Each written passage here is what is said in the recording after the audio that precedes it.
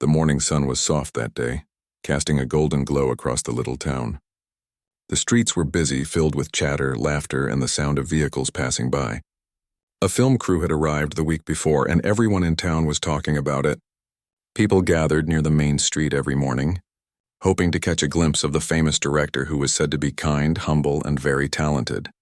The director, dressed simply and wearing a sun hat, walked around the set with quiet focus. She was known not only for her creative eye but also for the calm way she handled everything. She didn't raise her voice or act proud like many expected someone in her position to do. The townspeople liked her instantly. Among the crowd stood a small girl, no more than 7 or 8 years old. Her clothes were faded, her hair a little messy, but her big eyes carried something special, curiosity mixed with sadness. She stood a little apart from the others, clutching a torn doll that looked like it had been stitched and restitched many times. For the first few days, the director barely noticed her. She was too busy with the filming schedule, camera adjustments, and the never-ending flow of questions from her team. But every time she passed that corner, she had the strange feeling of being watched. Not in a bad way, but like someone was silently hoping she would look back. One afternoon, when the sun was high and most people had gone to find shade, the director finally saw the little girl clearly. She was sitting on the edge of the street, drawing something in the dust with a stick. The doll was beside her. She wasn't begging or asking for attention. She just sat there quietly, watching the world move around her. Something tugged at the director's heart. Between takes, she walked over to a nearby stall and bought 2 bottles of water. She handed one to the girl with a gentle smile. "Here, it's hot today," she said softly. The girl looked up, her eyes wide with surprise. She took the bottle slowly, as if she wasn't sure she was allowed to accept it. Then, almost in a whisper, she said, "Thank you, ma'am." The director smiled again and was about to return to her crew when she heard a small voice behind her say, "Ma'am." She turned back. The little girl stood there holding her doll tightly, her lips trembling as if she was trying to find the courage to say something. Then came the words that froze the director where she stood. "I don't have Mama. Can I spend a day with you?" The entire film set seemed to pause. The few people who overheard looked at the girl, then at the director, unsure what to do. But the director didn't speak right away. She just looked at the child, this tiny figure standing under the sun, her voice filled with both fear and longing. She knelt down to meet her at eye level. "What did you say, sweetheart?" she asked gently. The girl swallowed hard, then repeated in a trembling voice, "I don't have Mama. Can I spend a day with you?" The words hit deep. The director felt something twist inside her chest. She had heard many stories in her life. She had even directed films about loneliness and love, but nothing felt as real as what she was hearing now. She didn't know what to say.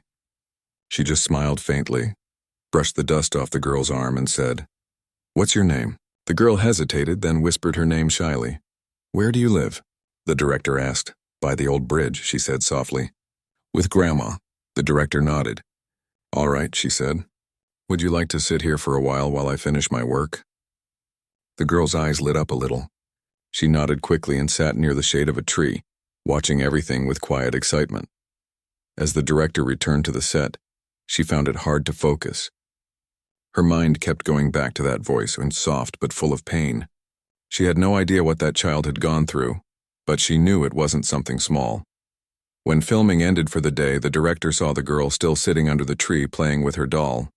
She hadn't moved much except to sip her water now and then. The sight made the director's heart ache. She walked over again and sat beside her.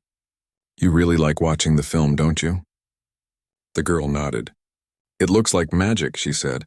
"All those cameras and people. Everyone listens to you, ma'am." The director chuckled softly. "It's not magic," she said. "It's just teamwork and a little patience." The girl looked at her curiously.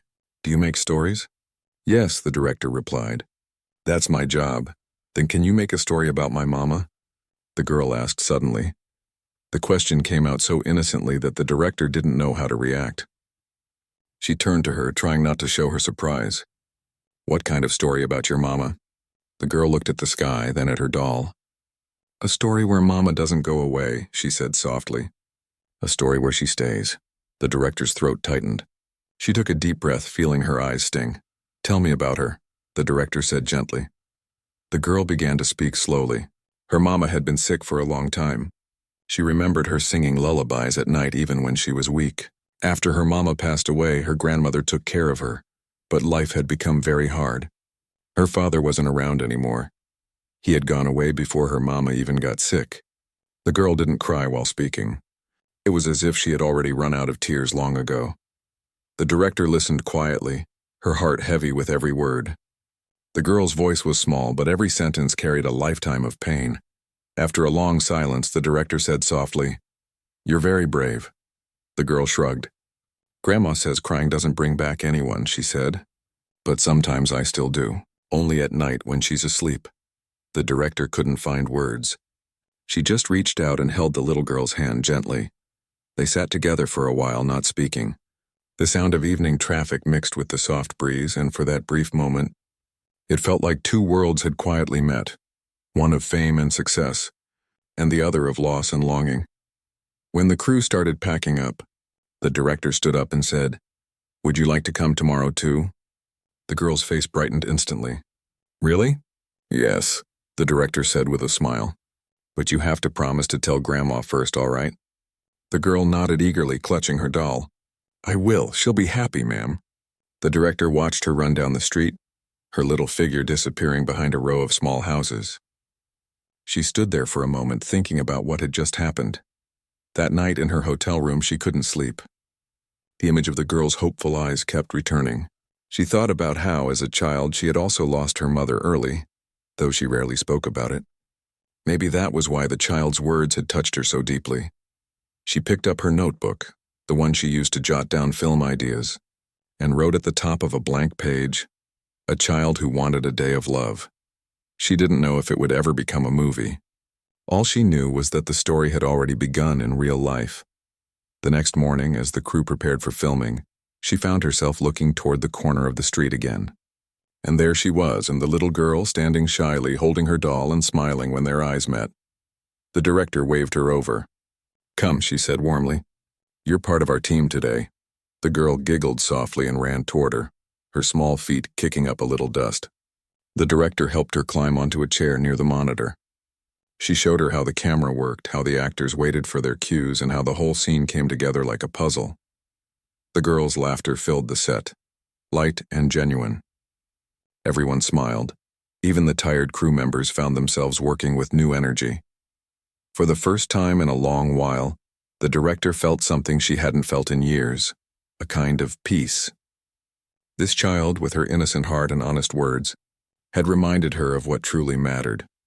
As the sun began to set, painting the sky with shades of orange and pink, the girl tugged at her sleeve and said softly, "Ma'am, can I stay a little longer? Just until it gets dark?" The director looked down at her and smiled. "Of course you can. As long as you promise not to skip dinner with Grandma." The girl nodded, grinning. "I promise." They stood there together, watching the last scene of the day being filmed, two souls from different worlds, finding comfort in each other's company. And though the director didn't realize it yet, that one small request, "Can I spend a day with you?" would soon change both of their lives in ways neither could imagine. The next morning came with a soft breeze that carried the smell of freshly baked bread from the corner shop. The film crew was already busy setting up the cameras when the director stepped out of her van, holding her script and a cup of tea. The small town was slowly waking up, and children were walking to school in groups, laughing and chatting. But her eyes searched for only one face, the little girl with the torn doll. For a few minutes, she didn't see her and felt a tiny pinch of worry. Then suddenly she spotted her from a distance, walking carefully along the street. She wore the same faded dress, but this time her hair was neatly tied. She carried a tiny basket, probably something her grandmother had given her. The moment their eyes met, the girl waved excitedly. The director smiled. "You came back," she said warmly as the girl approached. The girl nodded, out of breath from walking. "Grandma said I can come, ma'am." She said, "You're very kind." The director gently touched her shoulder. "Your grandma sounds very wise." The girl giggled shyly and looked around the set. "Can I watch again?" "Of course," and the director said. "But today I'll tell you what's happening in each scene." The girl's eyes widened in delight. She followed the director everywhere. watching closely as the cameras rolled and actors performed. She listened carefully when the director explained how a sad scene was made to feel real, or how light changed the mood of a shot. Hours passed without either of them noticing. Whenever the director looked at her, she saw pure joy on the child's face. It was as if the weight of her world had lifted, even if only for a little while. When lunch break came, the director invited her to sit under a big tree near the catering van. The crew brought extra food, and the girl's eyes lit up at the sight of warm rice and fresh fruit. "Eat slowly," the director said kindly. "There's plenty." The girl nodded but couldn't hide her excitement. Between bites, she kept asking small questions about the actors, about the camera, about why people clapped when a scene ended. The director answered each one patiently, amazed at how curious and smart the child was. At one point, the girl looked up and asked, "Ma'am, do you ever get lonely?" The director was caught off guard. "Lonely? Why do you ask that?" The girl shrugged slightly. "You're always surrounded by people, but you look quiet sometimes. My grandma says people who stay quiet have many thoughts." The director paused for a moment, smiling softly. "Your grandma is right again," she said. "I think a lot. Sometimes I feel lonely, yes, but not today." The girl tilted her head. "Because of me?" The director nodded gently. "Yes, because of you." The child's smile was so pure that it made the director's chest tighten. Later that day, as the director prepared for another scene, one of her assistants came running with a worried expression. "Ma'am, we might have to stop filming soon," he said. "There's a storm warning for tonight. We should pack early." The director nodded. "All right. Let's finish this last scene quickly." While the crew hurried, the girl continued to sit near the monitor, covering her doll when the wind started to blow harder. She seemed uneasy. The director noticed and walked over. "Are you scared of storms?" she asked gently. The girl nodded. "When it rains hard, the roof at our house leaks. Grandma says not to worry, but I get scared when thunder comes." The director crouched beside her and said softly, "Then you and Grandma stay safe tonight, okay? Promise me." The girl nodded again, holding her doll tightly. As evening came, clouds gathered above the town. The air turned cooler and distant thunder rolled across the hills. The crew began packing up quickly. The girl helped them by picking up a few small items and handing them to one of the workers, eager to be useful. Everyone smiled at her effort. When it was finally time to leave, the director offered to walk her home before the rain started. The girl's eyes widened in surprise. "You'll come to my house?" "If you don't mind," the director said kindly. "I'd like to meet your grandma." The girl nodded quickly, beaming. "She'll be so happy." They walked through narrow lanes, their shoes tapping softly on the uneven road. The little girl spoke the whole way, pointing out small things. The tree where she used to play, the shop that gave her sweets when she ran errands for her grandma, the field that turned into a pond after rain. Finally, they reached a small wooden house near the edge of town. The paint was peeling and the windows were old, but it looked neat and clean. An elderly woman stepped out, her back slightly bent but her eyes sharp and kind. "Good evening, ma'am," she said politely, clearly surprised to see the director standing there. The director smiled and extended her hand. "Good evening. I hope you don't mind me visiting. Your granddaughter has been keeping me company on set." The old woman looked touched. "Oh, she talks about you all the time," she said. "You've made her so happy." "Thank you for that." The director glanced around. The house was simple. A single room, a small stove in the corner, a table with a few dishes. It was humble, but it felt warm. They sat together for a while as the first drops of rain began to fall outside. The girl poured water into 2 cups and proudly handed one to the director. "Grandma makes this from lemon and honey," she said proudly. "It helps when I cough." The director smiled and took a sip. It was simple but comforting. "It's delicious," she said. The old woman looked at her granddaughter and said softly, "She hasn't smiled like this in months. She lost her mother so young, and I've done what I can, but some days..." Her voice trailed off. The director nodded slowly. "She's very strong," she said gently, "and she's bright. You should be proud." "I am," the old woman said with a small smile. "I just wish I could give her more." The rain outside turned heavier, pattering on the thin roof. The girl snuggled close to her grandmother, watching the droplets run down the window. The director felt a lump rise in her throat. After a while, she stood up to leave. I should get going before it floods, she said softly. But I'll see you both tomorrow. The girl ran to the door with her doll. Will you really come again? The director smiled and brushed her cheek. Yes, I promise. As she stepped out into the rain, the little girl called after her, Ma'am, thank you for today. The director turned and waved, her umbrella trembling slightly in the wind. Thank you too, she said. That night in her hotel room, the sound of rain against the window reminded her of that small, leaking roof. She couldn't stop thinking about the grandmother and the little girl. They had so little, yet they had given her something she hadn't felt in years, genuine connection. She sat at her desk, opened her notebook again, and wrote, Some stories don't need cameras. They need compassion. The next morning, she arrived on set earlier than usual. The storm had cleared and the sky was bright again. The air smelled fresh and everything looked washed clean. She sent one of her assistants to the local store with a short list. A few hours later, boxes arrived, groceries, clothes, and some toys. When the little girl showed up, she froze in surprise. What's all this? She asked softly. The director smiled. Just a few things for you and Grandma. We thought you might like them. The girl looked at the toys, a small stuffed bear, a new doll, and a few books with bright pictures. She hesitated as if she couldn't believe they were really hers. For me? She whispered. Yes, the director said. For you. The child's eyes filled with tears. She didn't know what to say. She just hugged the director's waist tightly and buried her face there.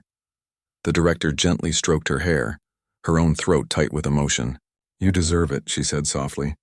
You deserve all the good things in the world. The crew watched the moment quietly. No one spoke. Some even looked away, pretending to be busy, because the scene felt too real, too tender. The rest of the day, the little girl stayed by the director's side again, laughing more than before. She showed everyone her new doll, told them her name, and even helped carry the director's notes. Her joy was contagious. As the sun went down, the director looked at her and thought, maybe this is what real stories are made of, not from scripts or lines, but from hearts meeting at the right time. That night, before going to bed, the director received a knock on her door. When she opened it, one of the crew members handed her a folded note. The little girl asked me to give you this, he said. She opened it carefully. The handwriting was shaky and uneven, but the words were clear. Thank you, ma'am. I feel like I have a mama for one day. The director pressed the note to her chest and closed her eyes. She didn't cry, but she felt something deep and powerful. The kind of feeling that stays with a person forever. She didn't know it yet, but the bond they had formed was only beginning. The sun rose gently over the little town, painting the rooftops with gold. The film crew was already at work, setting up lights and props for another day of shooting. The director arrived as usual, carrying her coffee and script, but there was something different about her that morning. She looked happier, lighter somehow. The reason wasn't a new camera angle or a perfect shot. It was a small handwritten note that she had kept folded carefully inside her bag. Every time she thought about it, her heart softened. I feel like I have a mama for one day. Those words kept echoing in her mind. The little girl arrived soon after, skipping lightly along the street, her old doll replaced by the new one the director had given her. Her clothes were still simple, but she carried herself with new confidence. She waved the moment she saw the director. Good morning, ma'am, she called cheerfully. The director smiled warmly. Good morning, sunshine, she replied. The girl ran up, slightly out of breath. Grandma said thank you for the gifts. She cried a little, but she was happy. She said no one ever did something like that for us before. The director placed her hand gently on the girl's shoulder. Tell your grandma she doesn't need to thank me. It's nothing big, but the girl shook her head. It's big for us, ma'am. Those words made the director's throat tighten again. She nodded and said softly, All right, I'll remember that. As the day went on, the girl continued to help the crew. She carried light boxes, fetched water bottles, and even clapped the clapperboard once when the assistant let her try. The crew had grown used to her presence. They called her their little helper, and often joked that she brought them good luck. Because every day she came, things seemed to go smoothly. Around midday, while the director was reviewing a scene, the girl sat near her and whispered, Ma'am, when I grow up, I want to be like you. The director looked at her surprised. Like me? Yes, the girl said confidently. I want to tell stories too. but not sad ones. I want to tell stories that make people smile." The director couldn't help but laugh softly. "That's a wonderful dream," she said. "And you can do it if you study hard and never stop believing in yourself." The girl nodded seriously, as if she were making a lifelong promise. Later that afternoon, while the crew took a short break, the director received a phone call from her producer in the city. It was about the next project, budgets and schedules and all the usual things. But her mind drifted as she looked at the little girl sitting on a bench, feeding crumbs to the pigeons. Something about her presence had started to change the way the director saw the world. When the call ended, she walked over to the girl. "Would you like to go somewhere special tomorrow?" she asked. The girl's eyes widened. "Where?" "Somewhere I think you'll like," the director said with a smile. "But only if Grandma says yes." The girl nodded eagerly. "I'll ask her." The next morning, the director drove to their small house. The old woman greeted her warmly. The girl stood beside her, already dressed and ready, her excitement obvious. "Is it all right if she comes with me for a few hours?" the director asked politely. The grandmother smiled. "Of course. I trust you, ma'am. She's been talking about nothing else since yesterday." The director smiled back. "I promised to bring her home before sunset." They got into the car and the girl couldn't stop looking out the window. She had never traveled beyond the nearby market. Now every tree, shop, and open field seemed magical to her. "Where are we going?" she asked again. "You'll see," the director said playfully. After half an hour, they reached a nearby city park, large, green, and full of families, balloons, and music. The girl gasped when she saw it. "It's so big. Look at the flowers," she said, her voice full of wonder. The director laughed softly. "Yes, it's beautiful. Let's walk." They spent hours there. The director bought her ice cream, let her feed ducks at the pond, and even took her for a short boat ride. The girl's laughter echoed in the air, the kind of laughter that comes from a heart rediscovering joy. At one point, while sitting on a bench, the girl leaned her head against the director's arm and said quietly, "I wish Mama could see this." The director looked at her and whispered, "I think she does. She's proud of you wherever she is." The girl looked up at her with innocent eyes. "Do you really think so?" "I know so," the director said softly. They sat in silence for a while, watching the sunlight reflect on the water. Later, as they walked back to the car, the girl noticed a bookstore near the park entrance.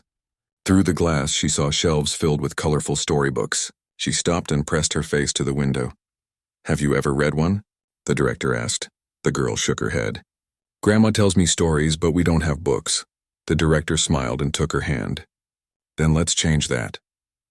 They went inside, and the girl's eyes darted from one shelf to another, overwhelmed by the colors and pictures. The director let her pick a few, one about friendship, one about dreams, and one about a brave little bird.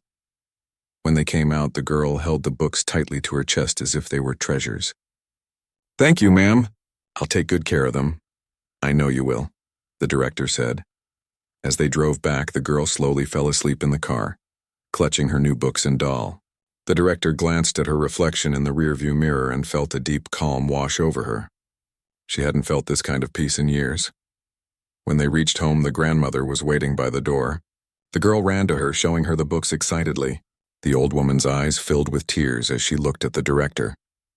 "You've given her more happiness in a few days than she's had in years," she said softly. The director smiled, feeling humbled. "She's given me something too, a reminder of what kindness means." Before leaving, the director knelt beside the girl and said, "Tomorrow I'll bring you something else, a notebook and pencils. You can start writing your own stories." The girl's face lit up again. "Really? Then I'll write about today first." "Good idea," the director said. "That's how stories begin, one special day at a time." That night, back at the hotel, the director sat on her bed looking through her phone. There were photos she had taken at the park. The girl laughing with ice cream on her nose, pointing at ducks, holding her books. Each picture seemed to glow with innocence. She thought about her own childhood. She too had once been a quiet child who found comfort in stories. Her mother used to tell her tales about courage and kindness before bedtime. Losing her mother had been the hardest part of her life. Maybe that's why she had worked so hard to create movies, to find pieces of that warmth again, and now, in this small town, she had found it through a little girl who had nothing but a heart full of dreams. The next day, as promised, She brought the notebook and pencils. The girl's joy was beyond words. She opened the first page carefully and wrote in big, uneven letters, "My first story." The director watched her write for a while, then said, "Would you like to read it to me when you're done?" The girl nodded quickly. "Yes, ma'am. It's going to be about you." The director laughed softly. "Then I'll be honored." As the week went by, filming continued. The crew was busy, but the director always found time to sit with the girl, listen to her stories, and teach her small lessons about life and learning. The little girl had become like a spark of light in everyone's day. Even the grumpiest crew member softened when she was around. One evening, as the director sat reviewing footage, the girl approached her shyly with the notebook. "I finished it," she said. "Already?" "That's fast," the director said, smiling. "Can I hear it?" The girl nodded and began reading in her soft voice. The story was simple, about a lonely child who met a kind lady who showed her that love still existed in the world. It wasn't perfect, but it was honest. Every word came straight from the heart. When she finished, the director couldn't speak for a moment. She simply reached out, hugged the girl gently, and whispered, "You're a wonderful storyteller." The girl beamed with pride. "Really?" "Really," the director said. "One day you'll write stories that people all over the world will read." The girl laughed happily, and for a moment the world felt like a place full of hope again. That night, as the director lay in bed, she made a quiet decision. She would not just be kind for a few days. She would help change this child's future. She had contacts, connections, and the ability to do something real. She decided to speak with her team the next day about setting up a small scholarship fund for the girl's education, ensuring she could go to a good school. She smiled to herself, whispering, "Some stories are not written with words. They're written with actions." And with that thought, she turned off the light, unaware that the next few days would bring moments that would test her heart even more. Moments that would show just how deep love and kindness could go. The next morning felt different for the director. She woke up early, but not for work this time. The sun had barely risen and the air outside was cool and soft. While the rest of her crew still slept, she sat on the balcony of her small hotel room, sipping her tea and thinking about the little girl she met yesterday. Something about that child's eyes had stayed with her. There was pain in them, yes, but also a spark of something pure, something the director hadn't seen in a long time. She kept replaying the little girl's words in her mind. "I don't have Mama. Can I spend a day with you?" That one simple line had broken through every layer of distance she'd built around herself over the years. In her world of cameras, fame, and deadlines, she had met hundreds of people, but no one had ever spoken to her with that kind of honesty. It wasn't admiration or flattery. It was just a child asking for love. Later that morning, when the director arrived on set, she looked around the crowd, hoping to see that small face again. And there she was, standing near the corner, holding the same worn-out doll close to her chest. Her eyes lit up when she spotted the director walking toward her. The director smiled and waved her over.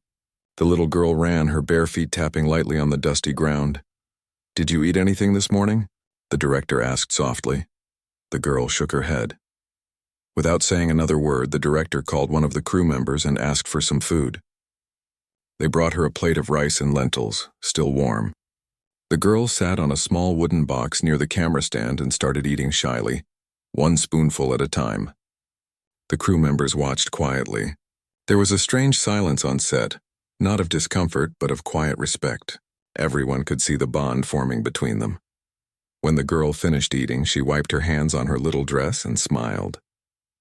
The director sat next to her and asked, "Would you like to stay here with us today too?" The girl nodded so fast that it made the director laugh. Her happiness was pure and contagious. The filming started soon after, and the girl watched every move with wide eyes. She didn't blink much, afraid to miss a single thing. The director noticed how she followed the actors, how she smiled when they laughed, and how her little hands moved as if trying to copy what the cameraman was doing. During lunch, the director sat with her again and they talked. The girl told her about the small hut she lived in with her grandmother, about how sometimes they collected old bottles and cans to sell for a few coins, and how she wished to go to school one day. The director listened quietly. The more the girl spoke, the more she realized how brave she was. She never complained. Every word carried hope, not bitterness. That night, back at the hotel, the director couldn't sleep. She looked out the window at the quiet town. The streets were empty, and the lights flickered softly in the distance. Her mind went back to her own childhood, how her mother used to read her bedtime stories, how she never had to worry about food or shelter. She felt a wave of guilt wash over her. The little girl didn't even have shoes, and yet she still smiled. The next morning, the director made a decision. When she arrived on set, she pulled her assistant aside and whispered something. A few crew members left in a van and returned after an hour with large paper bags. Inside were groceries, some clothes, a few toys, and school supplies. When the little girl arrived that day, the director asked her to come closer. "I have something for you," she said gently. The girl's eyes widened as she saw the bags. "For me?" she asked in disbelief. The director nodded. "For you and your grandmother." The girl slowly touched the new clothes, her fingers trembling. She picked up a small red ribbon and held it like it was treasure. "It's so pretty," she whispered. The director knelt down and tied the ribbon in her hair. "Now it's yours," she said with a smile. The girl suddenly wrapped her arms around the director's neck. For a moment, time seemed to stop. The crew members looked away, not wanting to break the moment. The director hugged her back tightly. She could feel how small and fragile the child was, and yet how strong her spirit seemed. Later that day, the director decided to visit the girl's home. She told the girl she wanted to meet her grandmother, and they walked together through the narrow lanes of the town.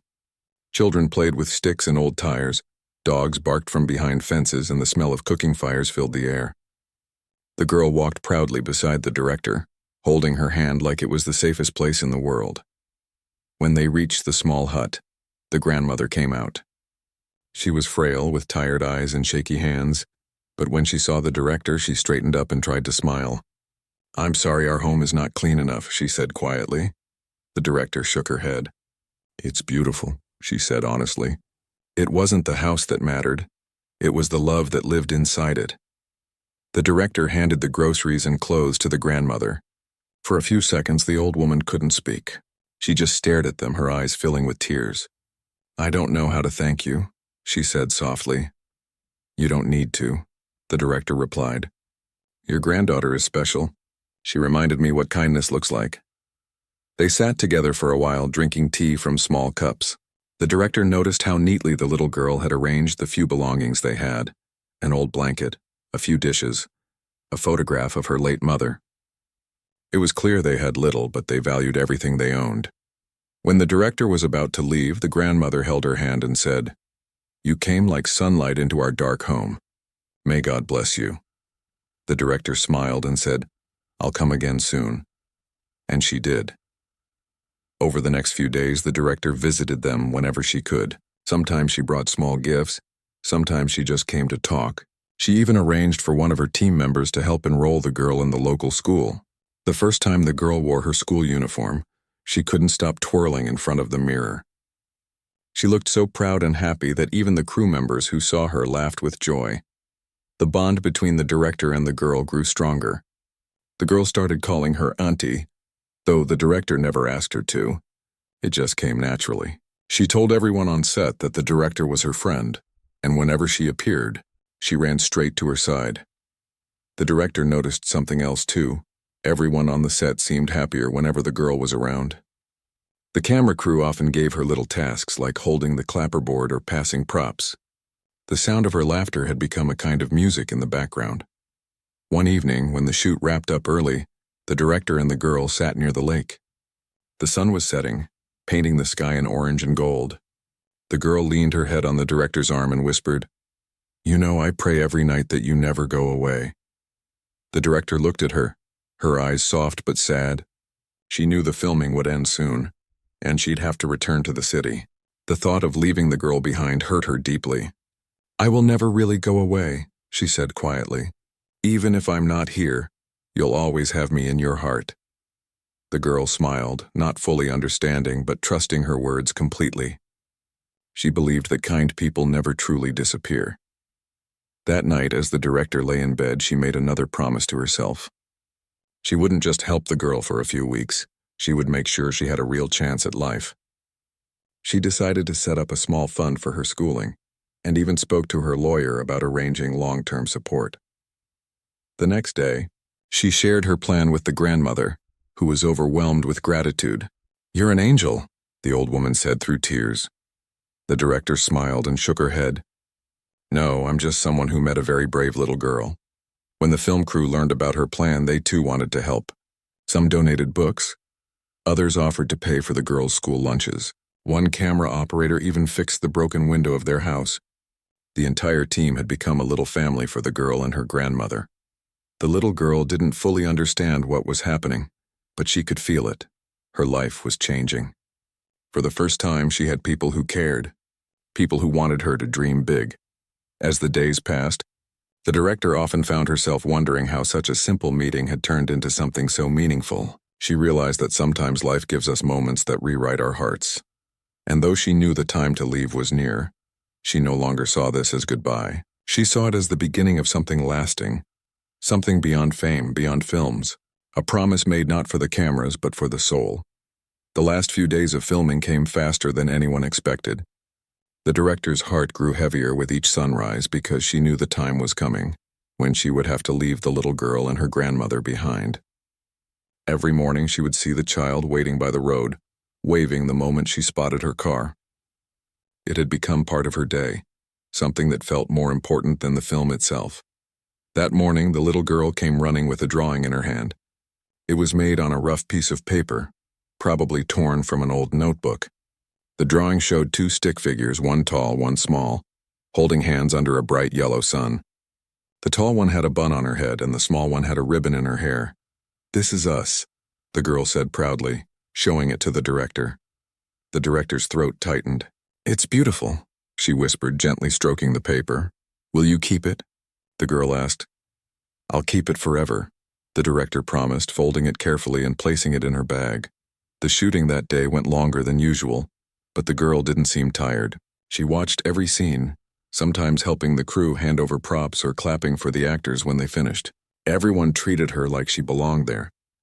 When the camera stopped rolling for the final time that evening, the crew clapped loudly, celebrating the end of the project.